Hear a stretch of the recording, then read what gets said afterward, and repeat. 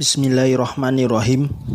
Assalamualaikum warahmatullahi wabarakatuh. Spesial itu, waktu-waktu yang Allah ijabah doa-doa kita adalah diantaranya yang pertama ketika sepertiga malam terakhir. Jika kita menghitung waktu malam mulai dari Isya sekitar jam 8 hingga subuh sekitar jam 5, maka kita akan menemukan bahwasanya malam itu sepanjang 9 jam dari jam 8 hingga jam 5 subuh. Kalau waktu malam sebanyak 9 jam, maka sepertiga malam adalah 3 jam.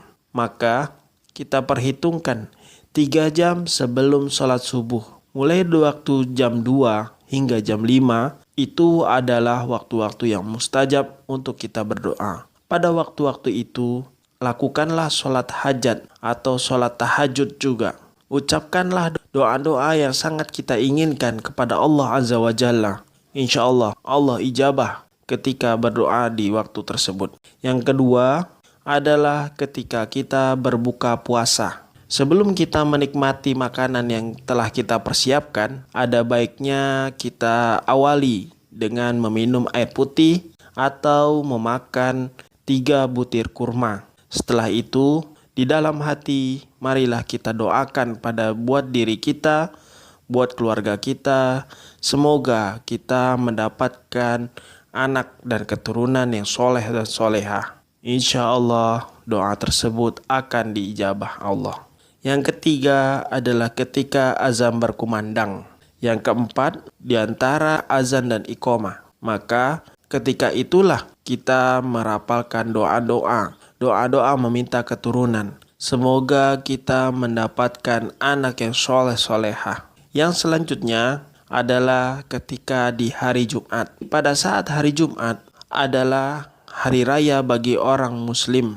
Maka dari itu Allah hadiahkan ijabah doanya kita ketika di hari Jumat. Seperti dalil berikut ini. Yang keenam adalah ketika turun hujan. Hujan sesungguhnya turunnya rahmat-rahmat Allah, turunnya air-air penghidupan dari langit ke bumi. Maka dari itu, saat hujan adalah saat yang baik bagi diri kita untuk berdoa pada Allah Azza wa Jalla. Bagi yang merasa kesulitan, kita melaksanakan terapi air hujan dengan cara membasahi diri di bawah langit Allah yang saat hujan itu.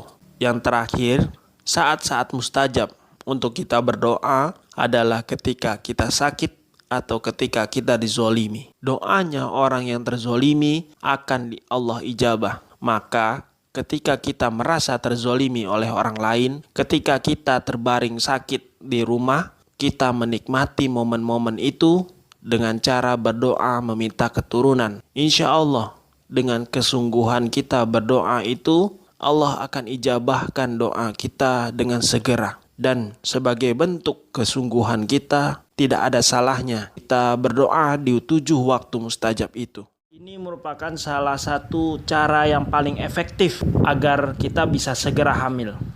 Karena pada saat waktu-waktu mustajab itu, Allah akan membukakan pintu rahmatnya dan berseru kepada sekalian alam bahwa siapa yang berdoa padaku, maka akan aku kabulkan. Terima kasih sudah menonton videonya ya. Semoga bermanfaat.